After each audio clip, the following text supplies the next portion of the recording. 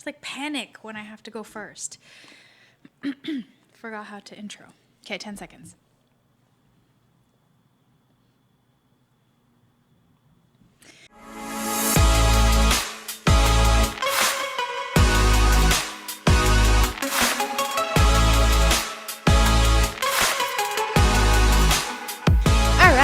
What's up, you guys? Welcome back to the Best Foot Forward podcast. It's me, Vic from Cestlavic, and today I have with me my co-host. I'm Ann Duskus of Studio Duskus. Welcome. Yes, welcome back. Okay, Ann, I have this thing, to me. And I know I mentioned it to you briefly, but it's something that's been eating away at me, and I feel like you could probably relate, but we might feel different about it. But it's the fact that okay, I'm just back from my 1 week vacation, and then on that vacation, I caught COVID and got sick. So unexpectedly had to take another week, right? So away for 2 weeks, and you as well, went on vacation for 6 weeks and then came back. You got sick too, not COVID, but you got sick for like a couple of days. And there's just this thing. We are the type of people that have to be working all the time, or that's where we feel good about ourselves, or we enjoy being constantly busy. But what happens when, things like that are planned, that interrupt our workflow, or even if it's not being sick or going on vacation, but like you have this plan where by this date, I'm going to get this done. And all of a sudden, this opportunity comes up that you can't turn down. It's like so good. And you have to take a break or you don't meet your deadline. That's a whole string of things. But do you know what I'm saying? Mm-hmm. That sentiment. Can we talk about that? What is that sentiment? Okay. Well, okay, so yesterday we were trying to figure out like a topic for this discussion. And you had threw out some just examples of like, okay, maybe this happens and then, we don't get to this or da-da-da or, and then I had responded to you saying that like, it's hard for me to talk about these things openly only because there's a very fine line between you not being able to do something and talking about that versus it starting to sound like an excuse that you didn't get to that. Yes. And in one of the episodes, I can't remember which one that we had talked about. I think it was an episode where we talked about our past, like our past endeavors and side hustle. The side hustle. Yep. Mm-hmm. And I think in that episode I had talked about, when I did a business called Cestlavic, and I sustained it for a little bit, but then it didn't continue because it just came down to it just reminds me of, oh my gosh, don't when you hear that out loud, it just makes me like cringe. But in the episode I had said, I had openly admitted that when I didn't continue my Cestlavic outerwear business, it really wasn't because I couldn't. It was really just because I was lazy and I didn't want it bad enough. Right. And so I think, that was in my early 30s. Mm-hmm. Very early 30s. And so, and again, the person that I was then versus the person that I am now, towards my late 30s, I know at the time, looking back now, like what I was doing to myself and to my business. And so I think, a lot of the things that I do today, it's my choice. Like I choose to do this. I choose to do that. Mm-hmm. And so I feel like if I didn't get to do the things that I chose to do, it's just because I didn't want it bad enough. Mm-hmm. And I feel like every reason that I give myself as to why I didn't get to that, to myself, they sound like excuses. Right. Mm-hmm. Because again, like we have 24 hours in a day. The reality is I still spend 7 hours of that time sleeping. Right. And so if I really wanted it, how I can just can I sleep utilize less. that 7 hours of Right. time? Or even like, sleep 5 hours and have 2 extra hours to my day. Right. And so I think everything is of my own doing. And so I know we need to talk about it because I think it would be good for our listeners to kind of understand where that's coming from. Yeah. And how that might be an excuse versus did you just not get to it? Like, what is it? Right. See, that's so interesting that you say that, and it's very consistent with I think your personality and your outlook on life. It's like you have a very high standard for what your work ethic should be. And, knowing that your parents, for example, they were very hardworking entrepreneurs themselves, like you hold yourself to that standard where it's like if somebody else out there who inspires you can accomplish so much and they have the exact same number of hours in a day, why can't you do more? Yep. Or if you really wanted to, you could do more, And it's like kind of balanced off with like, do we still want to have a life? Like, is our career priority? Is that the most important thing? At what stage are we in our hustle where you want to give it your all and you're, making sure that you're not justifying your lack of performance with an excuse, So I feel like I'm a little bit torn because I do feel like I have very high expectations for what I can do, right? It's like I've always been academically like a high achiever, I would say. That's always driven me, where it's like if I don't get the highest marks in class, then I'm not doing enough. My dad would be like, "Oh, you got 1A, it's not an A plus. You're good. Somebody's get like he would families. joke. No, he would joke. Though. I mean, it's kind of passive aggressive. Yeah, but it's passive aggressive, but Yeah. he would be like, "Oh, somebody's gonna get in trouble tonight," like when he's looking at my That's report card. insane. Yeah, and I know it's kind of joking, but Yeah. still, that's kind of how we were raised. That's the standard, yeah. Right? The standard is like I you have mean- to. It's competitive out here. My mom expected me to get C's and pass. Okay, so Yeah, but she also But, like, expected you to do great things in life, whatever Yeah. that is, not academically, but to be successful, let's say. So for me, it's like looking back, the reason why this is coming up is because so many things. But I look at my year at a glance and I'm like, oh, in July, I have to take 1 week to go and visit my family. In October, I've got another week. In August, that's not okay because I have so many things I've planned out for my business, Like I want to get this many pairs of shoes done. I want to get this many, I have all these projects with these deadlines that I've set. A lot of them I set myself. And when I look at that, that kind of stresses me out a little bit. Right. And we were talking about that in the studio and you were like, yeah, yes, like that exists for you too. Right. Where you feel like if you were to take time off, the fact that you're not working can cause a little bit of anxiety. Yeah. Right. So like, where do we draw the line? Is that a normal, I almost want to say like it should be normalized that things will come up and that is all part of keeping yourself available for opportunities that might come knocking, Because when we're so streamlined in thinking, we have to get this done. This is what my year's going to look like. And this is exactly, if it doesn't look like that, then I've failed or then I haven't done enough, Whereas all the time, like it's this whole social media experience has taught me that opportunities come knocking when you least expect it. And you do have to prioritize a little bit. Like for you, for example, there's an NFT project that you've been working on. And that came kind of unexpectedly, right?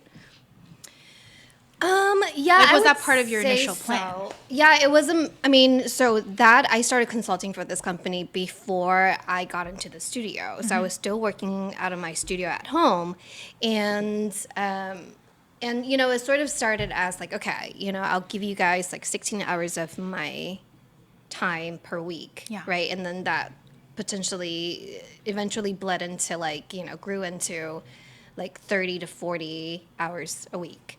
But yes, like you've seen it firsthand, like that I've had to put a lot of stuff on the back burner because I'm spending so much time like consulting for this company.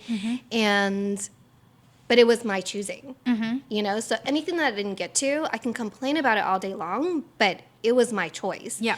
And so, so if it got to a place where, and I think it did get to a place, you know, like earlier this year where I was like, crap, like, you know, this is taking up so much more time than I had expected and had originally planned and wanted to, where it's taking away from, you know, all the things that's the work, the physical work that's brought me new opportunities, then the balance is lost somewhere. Right. And how do I get that balance back? And I think it's just having that awareness of what's lacking in your life. And so the moment I realized that, then I started making a conscious effort of like, okay, no, like need to be firm, like about how much time I'm taking to do this project and versus like what I'm doing for myself. And this is where I think like goal setting is so important. Yeah. And because you know, I can sit here and I can say, like, so last year, like for 2021, I had like made a commitment to myself, you know, no matter what happens, I have to make a pair of shoes every month. And eventually I was able to accomplish that, you know, Yeah. and yes, like all this stuff came up, but like, and there are times where like, why am I doing this to myself? You know, it's Yeah. like, but then it's a commitment that I made for myself. And I think it's like how like it sounds so redundant, like how committed are you to your commitment to accomplish something? And because I think if you don't sort of, again, as business owners, like nobody's telling us what to do except ourselves. It's all And self-imposed. we don't find a way to have the discipline to motivate ourselves, then we're just gonna be like walking in circles. Yeah. You know?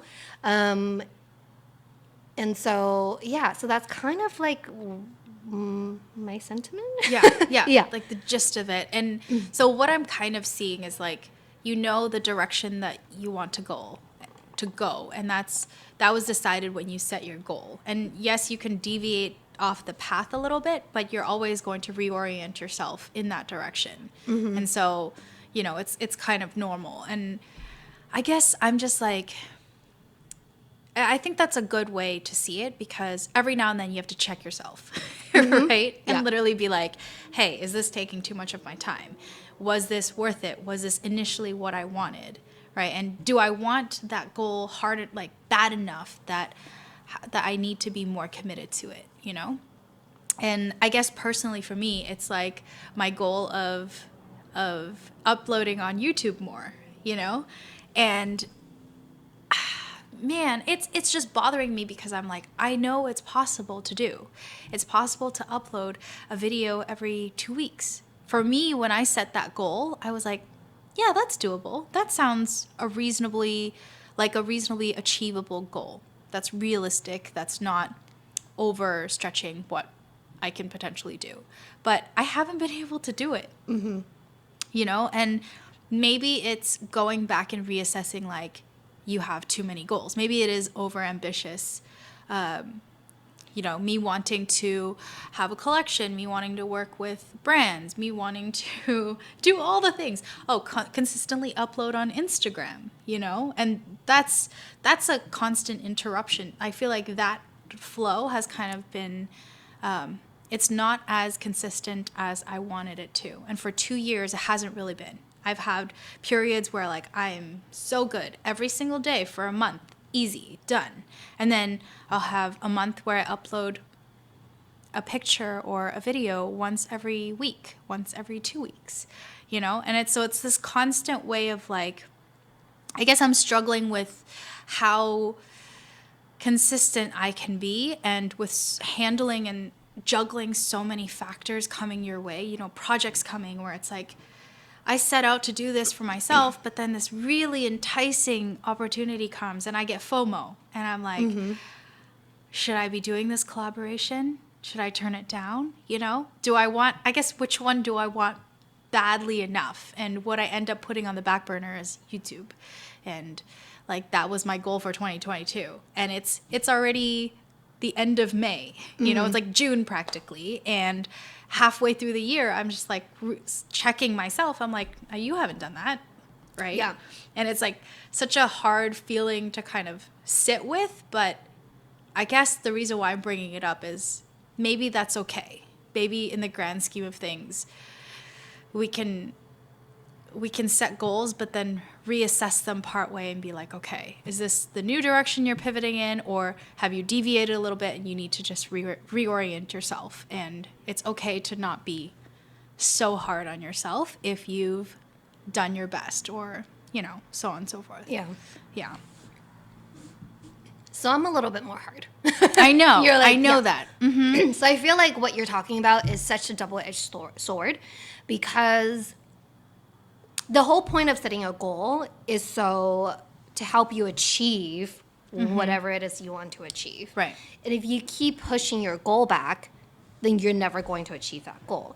So it's almost like you have to be relentless in the goal that you set for yourself, but they need to be realistic. So I think in listening to you talk about your goals right now, like perhaps you are doing too much. Yeah. You know, and I think for our listeners too, I think, you know, it's great to set goals, but make sure they're realistic and they help. Goals, essentially, to me personally, is supposed to help you build your momentum, and so you can continue to check off things on your to-do list, on your goals. And so, but then if you set like 100 goals for yourself and you're only able to accomplish 10, like, how does that make you feel? It almost like, yes, you did accomplish 10, but then what about the other 90 that you didn't accomplish? That's actually going to make you feel worse than the 10 that you accomplished.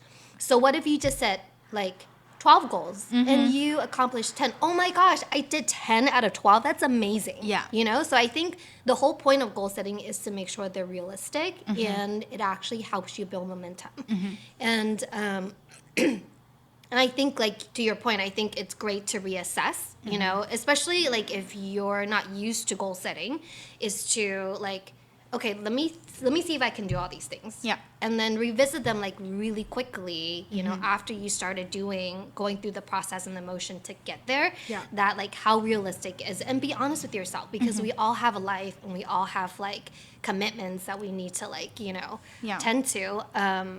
And because then, like, I've experienced, like, feeling bad and kicking myself in the bed and guilty and being mad at myself for not doing all the things that I committed myself to doing, because I gave myself too much to do. Right. And is that how you, so say you set out a goal and you didn't meet your goal. Is that how you react to it? I used to. Okay. But then that's when I realized, okay, that just was not realistic. Right. You know, like, yeah, it's great to have all these goals, but then maybe that's when you really need to assess, okay, this is my goal for 3 months. This is my goal for 6 months. This is my goal for a year. And that way, like, you're building up to your biggest goal in a year versus, like, I have to do all these things within the year, you know, and, like, guarantee you're not going to get to some of them, you know? And I think, like, between you and me, I think this is really good for us to talk about it, is, like, me at the point in my career right now versus you in your career, like you had touched on earlier about how, like, you want to normalize things coming up or opportunities that lands in your lap. Yeah. And being okay with, like, assorting them into your current life. Right. You know, or your current workload, because it's like maybe chaotic. there are some pros right. that outweighs the cons of taking on that project. And but for me, I think, you know, and I always say for better or for worse, but I think maybe other people will look at me and be like, Ann, you're, like, so stupid. Why didn't you take that on? But it's like, for me, like, I have said no to so many things. Yes, I say yes to a lot of things, but I also equally say no to all the things for my own sanity. Yeah. And I think there is, granted, like, I don't think it's fair for me to speak on it like as if like I'm in the same position as you, because I think the type of opportunities that you get is very different from the type of opportunities that I get. And so I think like in some ways maybe it's easy for me to say, hey Vicky, like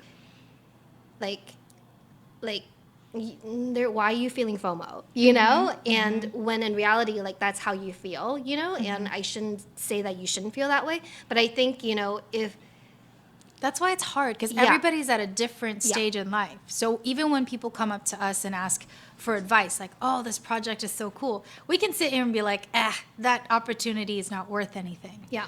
But to them, at their stage, could be life-changing, could be game-changing, you know? Yeah. I think, so can you think of, maybe that's not a good way to think about it. I'm like, okay, is there a project where like I know you had touched on it earlier, you know, about all these things like your collection and and so if we're talking about like interruptions in our goals and our current workload, is there anything that you can think of right now, just like so we can provide our audience like with an example of like a project that you started and then you've had to like put it on ice because something else came up, and then yeah, totally. And I think the most relevant one right now is, so I set a goal, I guess, I'm just gonna reorient myself. I set a goal to release a collection, a personal collection, before the end of the year. And this is a very ambitious collection, which, again, I think after this episode, I have to go back and reassess how practical these timelines are. But I wanted to make a collection of 10 pairs of Air Force Ones. You know, I've got all the designs down. I know exactly where I want to take this collection. Yet I know how intensive it is to be able to execute it.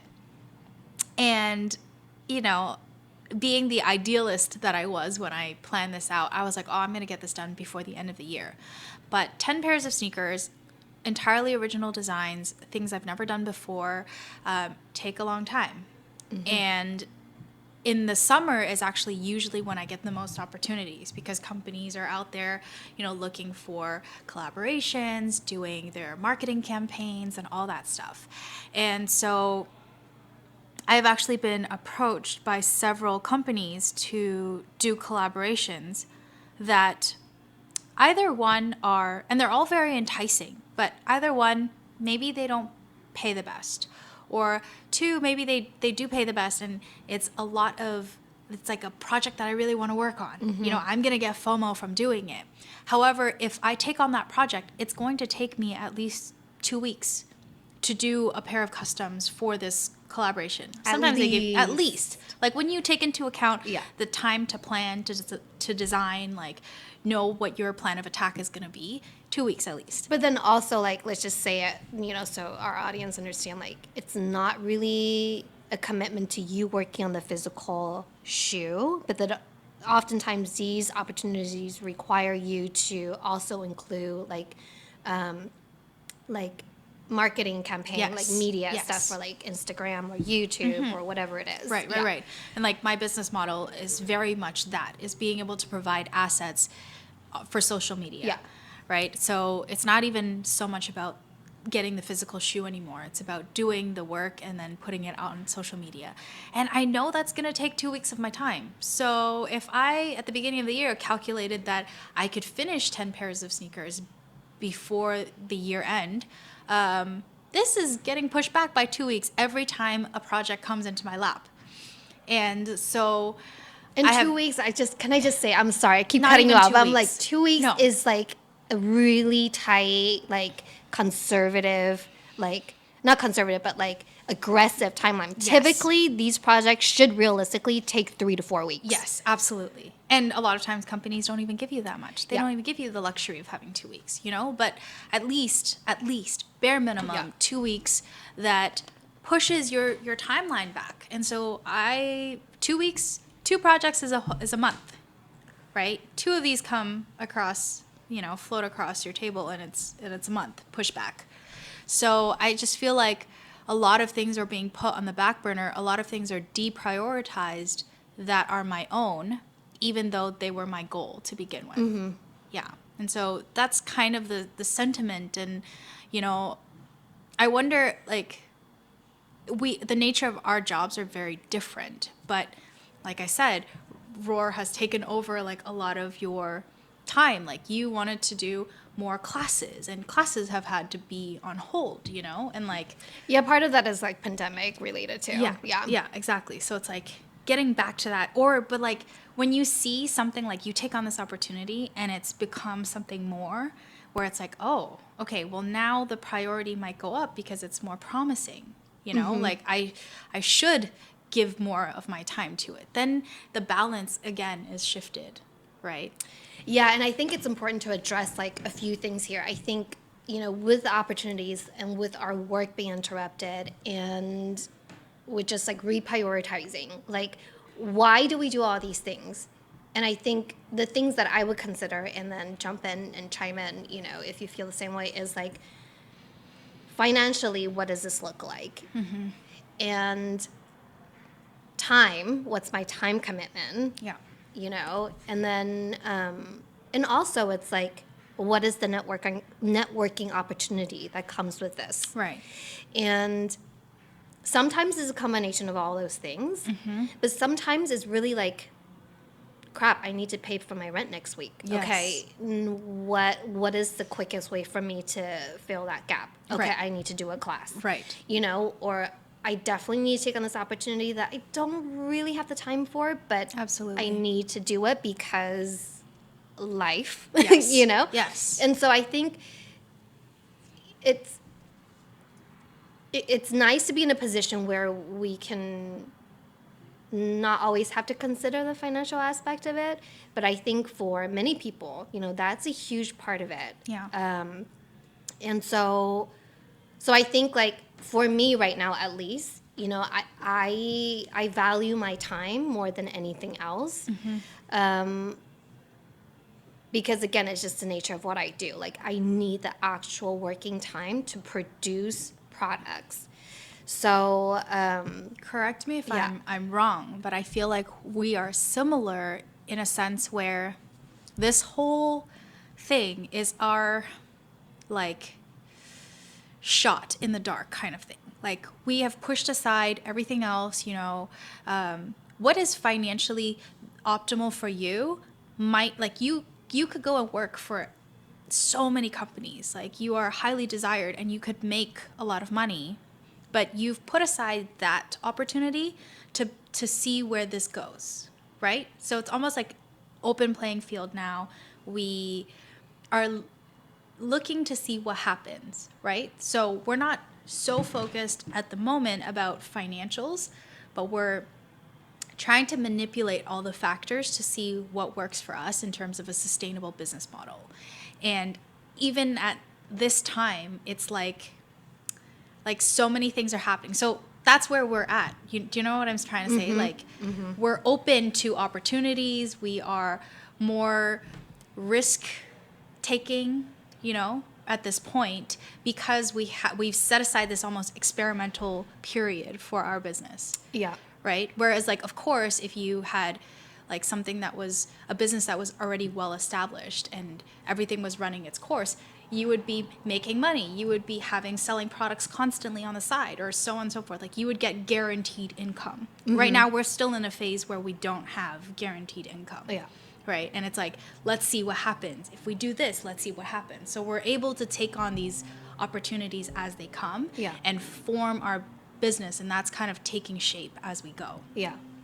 Admittedly, though, I mean, if I'm being super frank right now, like, I lately have become like very anxious about the financial aspect of not just my business, but my life. Yeah.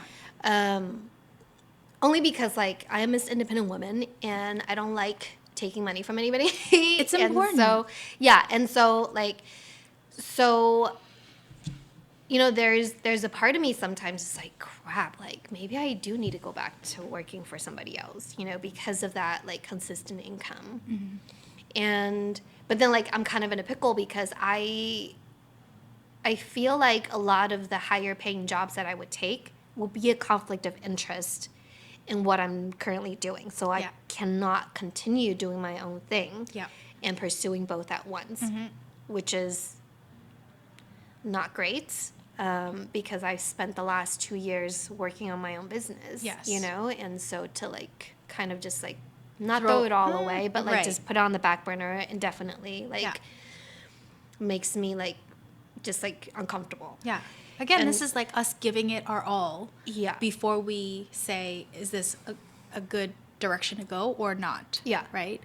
Yeah. So, yeah. But then even part of me, it's like, okay, well, and just like, if you're really anxious, like what's stopping you from like, oh, just go work at a coffee shop for like 2 days a week, you know? And I'm totally good with that, you know? And I think like, and it's almost like whatever it takes for me to feel better about the situation, like I will do it, you know, because then that wouldn't be a conflict of interest, you know, and I can still have some money coming in. Granted, they won't be like a lot, but then does it help? Yes, you know, so I think like there are just a lot of like different things that I have to consider. Yeah. And if this is what I want to continue to do until I kind of figure out how to monetize my business consistently. Yeah. You know? Again, this is like going back to like interruptions, right? I think what I'm trying to say is we are so committed to just doing this, focusing 100% attention, because then it's the dangers of side hustling coming back. Oh, totally. Where you're like financially, oh, I need to make a buck here to like pay rent. Like for me, I need to take on, you know, one-on-one commissions again, because that will give me like a really short-term but immediate financial, you know, like reward from doing it. Although that takes away from my goal. Yep. My goal is not that. My goal is to do something completely different, establish a different business away from what I had originally done. So like, again, for you, I mean, classes is still very consistent to your goal. So classes would make sense. But if you decided suddenly like, oh, I'm going to go and make, I don't know, keychains, like Studio Duskus and Chen Couture merch, you know, or apparel, again, then that would deviate from your goal. And again, that's like ultimately what we're trying to see is if we give it 100% and we're committed 100%, does that make us more likely to achieve success than if we just did it as a side thing? Yeah. Again, a privilege to be in this position, to be Yes. even like be Entirely, able to push totally. for it 100%, you know? But yeah. Yeah. It's something that just constantly comes up because we have this expectation that we always have to be productive. We always have to be pumping out like so many pairs of shoes. You know? Do you get that feeling where it's like, I should be making at least 12 pairs of shoes in a year, and then you come short and you're like, I have maybe like 8.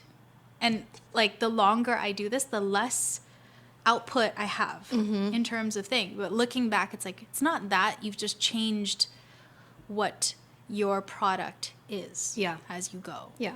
Yeah. And I'm trying to think about like my peers, you know, if I'm like, I feel like I have so many friends and we're all in the same boat where like we'll start a project and I, you know, I have some friends who are doing this full time, but most of my friends are not doing this full time. You know, it's their hobby, you know? And so like for them, it's like they'll start a project and then, you know, or my friend who doesn't live on the mainland, you know, it's hard for him to get materials or whatever it is that he needs to complete his project. And then so it just like would just like sit there and he, you know, he won't get to do it for a long time. And so I feel like there are just so many of us, you know, and I'm sure your friends included. It's like, you know, it's one thing to have the motivation to start on a project, but then it's a whole other mentality to actually finish the project. Follow through and finish, yeah. Yeah, and because again, like if we're talking about like interruptions in our work, you know, so many things comes up. But then at the end of the day, I still think it's like it's a personal choice of like what's most important to you. Yeah. And I think it's like important to remember that. Yeah. I really appreciate this episode because it's like almost me unfiltered and letting you into my brain space, and you're just like, yes, maybe a lot of things, it is your own choice, and therefore you can make changes where necessary. Yeah. And set goals that are realistic to you. And, you know, I feel like reflecting back, I probably have set goals that are too ambitious at the time. You know, and it's so, and like you were mentioning, looking at your peers, it's so easy to look at a combination of so many people's Instagrams and feel like they are outputting so much, right? Yeah. Because you're not just looking at one person and following their progression, you're looking at 10 people, maybe more. And you're saying like, oh, they dropped a shoe, they dropped a shoe, they dropped a shoe, they dropped a shoe. What am I doing with my life? Where's my shoe? Yeah. Right? In that like grand scheme of things. And I feel like that's the wrong approach. And even this whole thing like, oh, people are doing TikTok and Instagram and YouTube. How come you're not doing that? You know?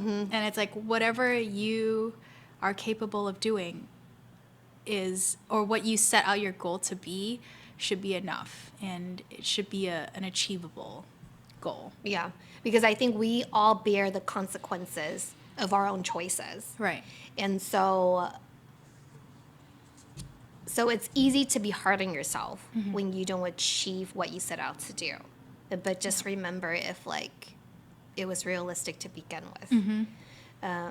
Yeah. That's all I have to say. Exactly. Yeah. Cool. Thank you Yeah. so much. Oh my gosh, thank you. I hope like some of you guys out there, if you feel like this, share in our, I guess, like exploration of what this is to be interrupted with your workflow. And You're not alone. you're not alone. And you are good enough. You Girl. are good enough. Yes. Yeah. Yes, absolutely.